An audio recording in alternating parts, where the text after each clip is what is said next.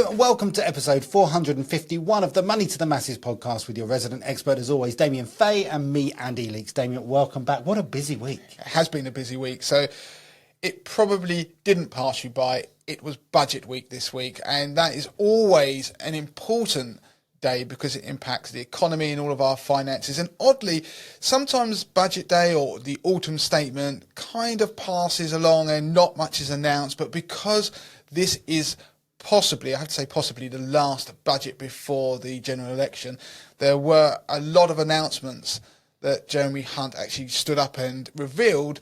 So we've got a lot to talk about on the podcast today. So we are doing a budget special because there are so many things that are going to be coming in soon that are going to pretty much impact most people. So if you listen to this podcast, it's very likely that the measures that we talk about and explain are going to have some impact on you, particularly if you are a parent. It'll impact you if you are of working age. So if you are employed or self-employed, there's national insurance cuts that we're going to be talking about. And there's a whole other raft of changes to the taxation system that will impact maybe sort of smaller amounts of people, sort of slightly niche things, maybe people who've got holiday lets, but there's a lot to get through. Yeah, so because there's so much to get through, let's not worry too much about what we've been getting up to in the last week. In fact, mainly we've been preparing for this spring budget. So let's go through the budget piece by piece, I suppose. We should probably start with the headlines. Yeah, so we've got an article on the Money to the Masses website, so we're going to put a link to it in the show notes so you can go through and read the bullet points of the headlines with a little bit of an explainer about each change that's been announced. So make sure you bookmark that, you can refer to it. But we've also got links to some of the bigger announcements with wider explanations about the impacts that they're going to have. So we are going to start with national insurance. Yeah, let's start with that then. So another cut to national insurance. Obviously, we had the autumn statement and there was a cut to national insurance announced in that one. This is a subsequent cut, and we have to sort of look at the numbers and work out how much better off we are because there's a bit of a nuance in the figures. Yeah, the thing I want to do, though, is, first of all, link it back to the autumn statement because people will be thinking, quite rightly, well, didn't we have a national insurance cut, and is this just the same thing announced again, and how does it all tie up? And what is confusing is that if you're employed, there was a cut to national insurance in November when we had the autumn statement that was announced that came into effect for employed people on the 6th of January 2024. The issue was there was also a cut to national insurance that was announced for self-employed people that wasn't due to come into effect until the 6th of April 2024. And so what we had was Jeremy Hunt announce new cuts. So for the self-employed, we had new cuts on top of the ones that we've already experienced in January. But for the self-employed, the new cut was just added on to what was going to happen in April 2024. So it was just literally tweaking the measure that was coming in. So just to give you an explainer, if you go back to the autumn, we were paying 12% national insurance if you were employed. That's the starting rate. And the announcement at the time was that the rate was going to be cut from 12 to 10%, which happened, as I say, on the 6th of January 2024. But now what's going to happen is going to be a further cut from 10% to 8% for people who are employed from the 6th of April 2024. And as I say, that's on the starting rate. Above £50,270, you actually pay 2% national insurance. So you don't feel the benefit above that level, but it does mean that you are all going to feel a difference. You're going to be better off under the national insurance cuts if you are employed. For self-employed people, the difference now is that the Class 2 national insurance contributions were abolished. So that whole system was abolished, or was going to be abolished, I should say. So in November, they announced it was going to be removed in April 2024. So it still exists. It's going to be removed. That's £3.45 a week that you're going to be saving if you're self-employed. But in the autumn statement, the Chancellor said that the rate of Class 4 national insurance contributions that the self-employed pay was going to be going from 9% to 8%. It's now going to be going from 9% to 6% from the 6th of April 2024. So they are some big changes.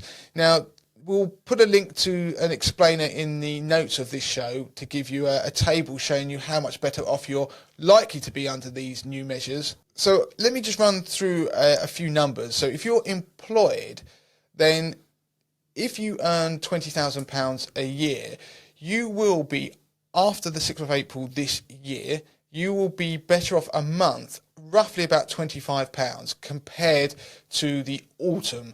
So don't forget, there has been the cut to national insurance already in January, the further cut we're getting in April 2024. In total, it will mean you're about £25 a month better off now compared to the autumn. If you earn £35,000 a year, which is broadly near the national average, you're going to be about £75 better off a month. I am rounding these numbers slightly just to make them easier to remember. If you earn £50,000 as an employed person, you're going to be roughly £125 a month better off as a result of these measures. And if you earn any more than that, then broadly it's going to be exactly the same because of that flat rate of national insurance that I've mentioned, that is 2% at the level above about £50,000. So your most you're going to really save is about £125 a month as a result of these measures, which is sizable. Now, moving on to the self-employed, yes, we've got the abolition of the Class 2 national insurance contributions, but also we've got that reduction in Class 4 national insurance contributions. Now, again, bear in mind that above the profits threshold of about £50,000, it's £50,270, you again attract a 2% flat rate. So there is a cap on how much you can save in total, so a maximum really. Once you start earning above £50,000, the amount you're going to be better off doesn't increase the more profit you make. So giving you some numbers, if you have annual profit before tax around £20,000, then you're going to be in total £33 roughly better off a month come April 2024. If you earn £35,000 annual profit, then you're going to be about £71 better off a month after April, and then going up to £50,000, it's going to be around about £109 a month better off, and that's about where the maximum saving lies. So you can see there that there has been a significant cut, and if you look at the numbers, it's quite interesting. AJ Bell did some analysis, and one thing you can point out is that the tax thresholds remained the same. So I've talked about it in the past. If you go to episodes 438 of the Made to Massive podcast, I did a whole piece about the stealth taxation. So you end up getting this thing called bracket creep. Effectively, because wages go up and because of inflation effectively, which partly drives that, if they don't move the personal allowance thresholds, it means more of your money moves into higher tax brackets. So you end up having to pay more tax. And that is something that we've pointed out in the past, and it tends to hinder or penalise the people on lower wages. And so AJ Bell looked at some numbers and crunched them and discovered what would have been the impact had instead the Chancellor kept national insurance contributions the same for employed people at 12%, hadn't done the cuts, and instead moved the tax brackets in line with inflation. Who would be better off and worse off? And the answer is that if they had instead moved the tax brackets and kept national insurance the same, so hadn't done the cuts, so they'd instead moved tax brackets, then the lowest earners and the highest earners actually would have been better off. So the people in the middle band of earners, and I'll give you the numbers for what I mean by middle band in a second, they would have been or are better off under the national insurance cuts rather than the tax band changes. So putting some numbers to that, if you earn £15,000, then AJ Bell claim that you will be about £388 worse off a year as a result of the national insurance cuts compared to if the Chancellor had instead moved the tax brackets up in line with inflation. Now, if you earn £25,000, you would have been £30 a year worse off under the national insurance contribution cuts, or you will be, I should say. And it's the middle part. So if you earn between that, so 25,000 really, so 30,000 to just over £50,000, you are better off under the national insurance cuts. And once you earn £50,000, you're almost better off by £1,000 a year under national insurance cuts that have been announced rather than moving the tax brackets. And of course, if you earn above £75,000, then you are worse off to the tune of about £1,100 under the national insurance cuts. And as you go up, because of the way national insurance is calculated, that remains the same. So if you earn £100,000 a year, you are still only going to be £1,100 roughly worse off. You would have been better off if the tax brackets had been increased in line with inflation, obviously, because you'd have paid less income tax. So there you go, Andy. That's a roundup on what the changes are in terms of national insurance, which are quite significant. Okay, so moving on to one of the other big announcements, if you like. The Chancellor announced a new 5k ISA allowance for what is being dubbed a British or UK ISA. Big news here at Money to the Masses. Lots of work to be done on that, but we don't really know much info. No, so before the budget, there was lots of speculation about this British ISA idea. It had been floated around the autumn statement, nothing was done then, so we had the budget and it's now been announced that this is likely to come in. So it has got to go through a consultation phase that is happening this summer, and so to be honest, the earliest you're likely to see anything like a British or UK ISA allowance is going to be probably 2025.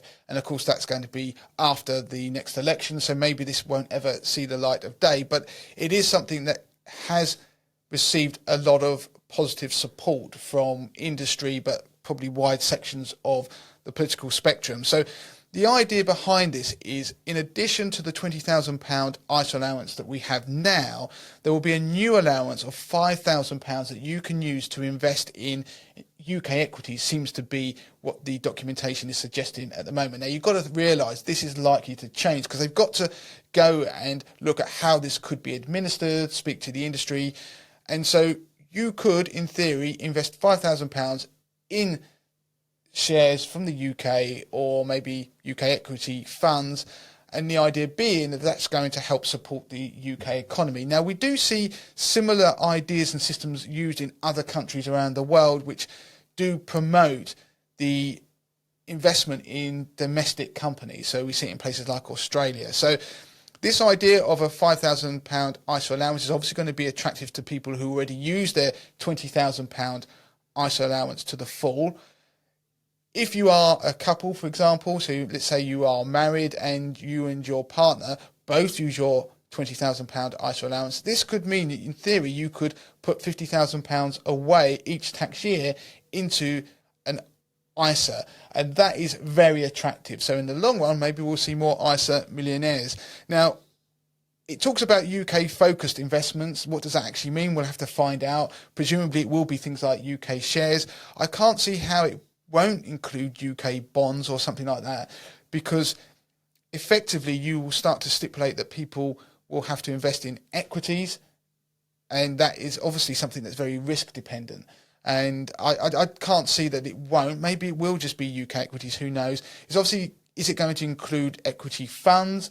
And of course, if it does, then that's going to have to be reconciled with the fact that some of these funds do still hold some assets outside the UK within them, even if it's only small amounts. So there's a lot of work to be done. I think it's interesting. I think it's something that we're going to likely see regardless of what happens at the next election, because I think there's a lot of appetite for it. And I read somewhere, and I assume this is true, that we wouldn't have been able to do this if we'd still been part of the EU. That might not be true, but it does seem like something that is pushing on a very pro-British UK agenda. There is also apparently going to be a new savings bond from National Savings and Investments. There is a British savings bond of some kind. Now, the details, again, aren't particularly full at the moment, but it's going to be a product that's going to have a fixed term around it. If you think about something like the green bonds that they had, the green savings bonds, I'm guessing it's going to follow something like that. Those savings bonds, money was spent in a green way, so green initiatives. Presumably, if there's going to be a UK savings bond of some kind, then it's going to be probably used exclusively for projects related to the UK. Who knows? I'm speculating. But for me, the only thing that will determine whether it's a success is going to be the interest rate. Unless it's above 5% when they launch it, then I'm not sure there's going to be much appetite. Because don't forget, when they launched the green savings bonds, they pretty much flopped. They weren't lapped up as much as you remember the recent 1-year savings bond that was launched that, well, it sold out. It caused such a flood of money because the interest rate was so good. So an interesting idea, something for savers and something for investors. Some people have questioned whether this UK ISA will drive as much money into UK assets on the basis that people with diversified portfolios that fill up their ISA each year, that have already got a decent holding in UK companies, they would just move their existing ISA, UK assets from their existing ISA into this ISA, so they're not actually increasing their UK allocation, but then just filling up their extra 5,000 in their standard ISA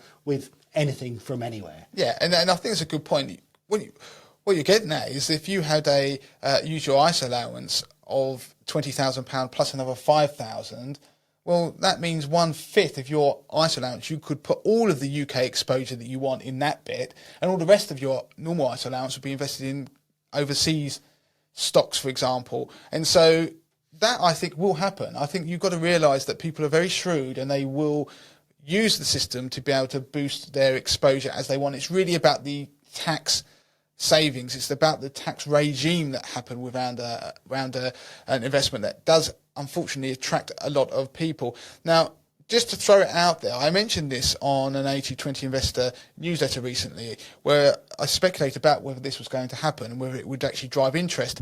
If you look at the return on the FTSE 100 over the last 10 years, you would be sitting on a 60% profit, 65% profit if you'd invested money 10 years ago and let it grow in the FTSE 100 index tracker. If you'd put it in the S&P 500 tracker, you'd be sitting on a 311% profit. It'd been in a NASDAQ 100 tracker, you'd be on a 617% profit. And if you just picked a general MSCI All Countries World Index, or a global index tracker, you'd be sitting on almost 200% profit. So you can see the attraction of investing in UK equities isn't really there for UK investors as such. So maybe this will help drive up some of those returns and start to bring up the laggard that's been the FTSE 100 and other UK indices over the last decade or more. So something of interest, but I don't think people are necessarily going to be excited about the idea of UK investments. They're probably more excited about the fact they can get more of their money inside an ISA wrapper. Interesting stuff. So finishing off the sort of changes that were announced in regards to tax, let's talk about the tax changes that were announced for the non-UK domiciled individuals. So I'm not going to get into the details of this because they are slightly confusing, and actually they only impact about 68,000 people a year. So it's not huge numbers, and there may be some people in the podcast who are impacted by this, but under the current tax regime, it is possible for people to be living in the UK but not paying income tax or capital gains tax on their income or gains that are generated outside of the UK. And so they would only be taxed if they remitted that or brought that into the UK. And so that has obviously caused political uproar, because one of the people who has been highlighted that has benefited from this in the past is obviously Rishi Sunak's wife, and it was claimed by the BBC that she was benefiting from her non-dom status to the tune of about £2 million a year. So that was the how much less tax she was paying as a result of it. So the non-dom status describes a UK resident whose primary home or domicile is outside of the UK. Now, it actually refers to a tax status. It's not in relation to nationality, citizenship, or resident status, but they can all influence it. So I'm not going to get into the details, but what happens is that it means you can live in this country for quite a long time and not have to pay tax on anything you generate abroad. And also you don't have to pay inheritance tax either on these assets that are abroad. Now, there are time periods where this can change, and there are certain rules that mean you have to pay something. So, for example, you can be deemed domiciled after 15 years, and therefore these things do start to be taxed. I'm not going to get into the details on that. What's been announced is they're going to get rid of the current regime of how non-doms are treated. So essentially that 15-year rule is going to be moved down to a 4-year rule, and so it's going to mean that from 2025 to 2026, anyone who's been a tax resident in the UK for more than 4 years will pay tax on their foreign income and gains. So that's quite significant. and you will ultimately be paying it the same as other UK residents. And it will be introduced, as I say, 2025 to 26. And for the first year of the new regime, there will be an initial temporary 50% exemption for the taxation of foreign income. So there are going to be transitional arrangements that you're going to have to bear in mind. It doesn't impact most people, but it's something that politically they've announced, because obviously it was something that was being used to beat Rishi Sunak with, and you have to, obviously, maybe I'm being a cynic, but if he can't benefit from the rules anymore, then why should anybody else? And I'm not being political, it's just an observation that this is something that's happened. Now, there are other tax rule changes on there that will probably impact more people who listen to the podcast. Capital gains tax on property is changing. So at the moment, if you sell a residential property that isn't your main residence, so if you sell a second home, for example, then the higher rate of taxation that you get charged, so if you take off your CGT allowance and the gain that you get on your property, if when added to your income, that takes you above the basic rate tax band, you then are charged at the moment 28% tax on that, and that's going to fall to 24%. The lower rate tax band for CGT on property is going to remain at 18%. So it doesn't impact lots of people, but it is going to impact people who are, say, landlords that are going to sell homes. There are still going to be reliefs that exist now that can be applied, so you have to bear that in mind. Now, that is going to be changing again from April. The aim is that it's meant to free up houses and encourage people to sell. I'm not sure that would actually necessarily happen. I don't know. But furnished holiday lettings, that's changing as well. There's tax exemptions relating to that. So at the moment, people who have holiday lets that are furnished can offset mortgage interest, can claim tax reliefs and deduct the cost of furniture from their calculations when making or calculating their tax bill. So that is changing. And also the other thing that's changing relating to taxation and property, at the moment there is a multiple dwellings relief that's being abolished. Now that relates to if you have somebody, let's say, buys a series of properties in one transaction, then previously what would happen when they calculated the stamp duty, they'd work it out based upon the average value of the houses. So let's say you bought 5 houses and the total value was £1 million, they would work out the stamp duty based on an average value of property of £200,000. So it can reduce your tax bill. Now they're going to work out the stamp duty on the total transaction value, which is obviously significantly different. So that's going to be something for new landlords who go and buy multiple transactions or multiple properties in one transaction that are going to be impacted. So let's move on to another fairly big announcement in terms of child benefit. So there's been a bit of reform, and the qualification rules and criteria, the goalposts have moved, much to people's delight, because people have been annoyed about this for a while. Yeah, since from the start. Now, you will see people out there who are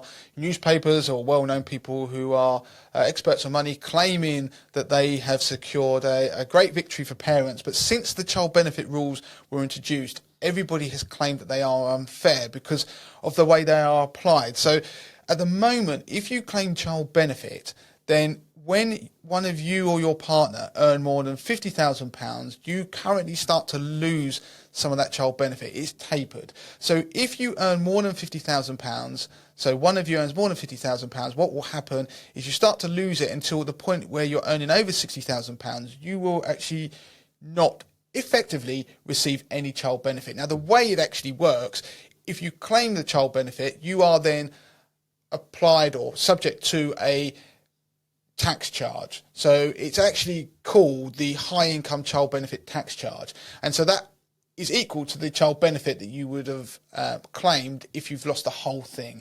And so the offset happens through your self-assessment, and then it means that people who earn over £60,000 don't get any child benefit. That in itself can be hugely frustrating for families who earn normal income in the usual way via PAYE. They have no reason really to do a tax return, and then because of these rules, unfair some say, they then have to go and do a tax return and then pay the tax back, or pay the child benefit back. And of course, when it first came in, one of the issues was that they said that people, obviously they could choose, well, I'm not going to receive all the child benefits, so they won't claim it. But they weren't getting the tax credits, well, for the national insurance credits that relate to their state pension. So there were women who weren't claiming it, therefore losing out on the national insurance credits for the period where they obviously might be at home looking after children.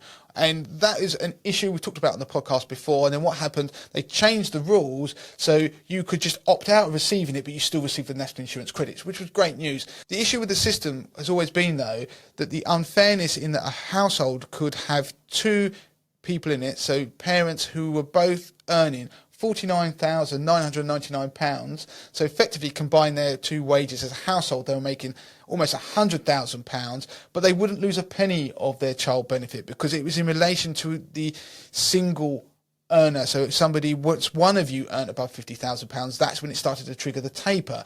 But of course, that was unfair. They've said that what they're going to do is try and instigate a system where we look at the household income. That's going to need a whole overhaul on the way the tax system is reported and they get information on our incomes. That's not going to happen for a long time, if ever. So what they've done in the meantime, they've moved the £50,000 threshold up to £60,000, and then the tapering occurs over the next £20,000. So oddly, under the new rules, it does look like that a couple could earn nearly £60,000 each a year and still keep all of their child benefit. But it does mean that people who were losing it previously, there are going to be more people who aren't now.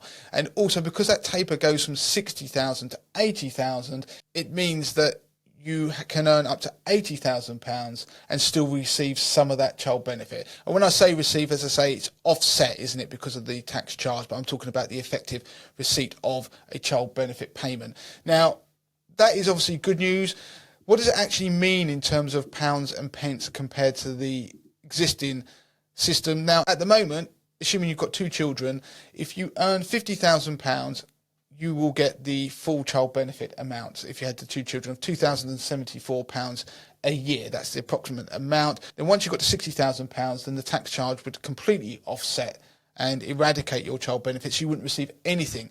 Now, come April 2024, the amount of child benefit is going up anyway because it's increasing as a result of previous announcements. So you're going to be getting £2,212 roughly for two children.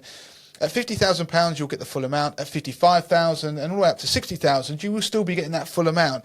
From £60,000 onwards, that's when you start to see that tapering effect. If you earn £65,000, you will still get net after the tax charge £1,659 a year. If you earn £70,000, you'll get £1,106 roughly. We'll put a link in the show notes so you can see these numbers, a whole article about it. Even if you earn £75,000 a year, you'll still get over £550 worth of your child benefit still. And it's only when you hit £80,000 that you lose it all. So it is a significant saving. If you combine that with the announcement in relation to national insurance, then you can see there are going to be people who are going to be better off to the tune of a few £1,000s a year. So that's significant. That will be a couple £100 a month. So it is a big bit of a tax giveaway ahead of a general election. So moving on, just to finish up the podcast then, Andy, there are a number of changes to duties that were announced. Yeah, vaping duty was one of the new announcements, which is an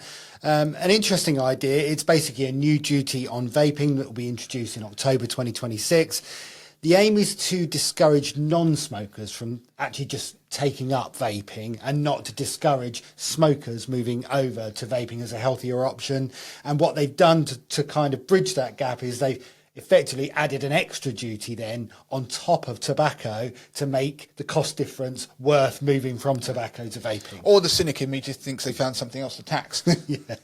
Alcohol duty, there's been a freeze on, and so that's been extended, if you like, until the 1st of February 25. So no extra money to be paid or tax to be paid on top of alcohol. And fuel duty has been frozen for another 12 months, meaning that temporary 5p cut, if you remember, which happened a couple of years ago now, in 2022, that remains in place. So no extra tax on fuel, no extra tax on alcohol. So moving on to a few of the other announcements affecting businesses, VAT, the VAT registration threshold for small and medium-sized enterprises will be increased from £85,000 to £90,000 for the 2024-25 tax year. The tax relief for theatres, orchestras, museums and galleries is going to be made permanent, and the so-called windfall tax on energy firms is going to be extended until 2029. I think we'll just finish up with just a quick roundup of the things that weren't announced, because I know there'll be people thinking, were there anything relating to lifetime ISAs, for example? A lot of people hoping there were going to be changes to lifetime ISAs. Nothing was mentioned, so those penalties are going to still be there that were obviously hindering people. So there were people hoping that the penalty charge when you take money out, if you don't use it to buy a house, for example, would be removed, because people are, when that's been applied, they're actually getting back less than they put into a lifetime ISA. So it's putting some people off. That's not changing. Neither is the cap on the size of house or the value of the house that you can buy. Pensions, no changes there. People were hoping, again, as they always do, there are going to be changes to tax relief, no changes. Thresholds on income tax weren't changed either. Stamp duty remained the same, other than the tax changes I mentioned on property earlier. No changes to stamp duty, and also inheritance tax. There seemed to be a number of people that thought that inheritance tax would be abolished in this budget, which I thought was quite hopeful, but nothing was changed on inheritance tax. So that is it. That's the roundup. As I mentioned, you can find a link to the articles, I should say, covering all the different things that were announced in a little bit more detail. And if you have any questions, then of course you can email us as usual, Damien@moneytothemasses.com or Andy@moneytothemasses.com. And of course, don't forget to follow us in all the usual ways on our socials. We're on X, formerly Twitter, obviously Instagram, always lots of stuff going on there. And please do check out our YouTube channel and follow and subscribe and do all the usual things on there. And also you can comment about things that you've watched or listened to on the show, and we'll always try and come back to you on that as well. And finally, do leave those reviews. We should say at the beginning of the podcast every week. We always forget, and of course by this point you probably will stop listening because it's the end of the podcast, if you're like anybody else who listens to podcasts. So we should start doing it at the beginning of the podcast. We've got 451 episodes into doing this, and we still do it at the end. So if you are listening, please do leave us a review, because it does motivate the team. So I think, Andy, all that's left for us to do is say until next time. Until next time.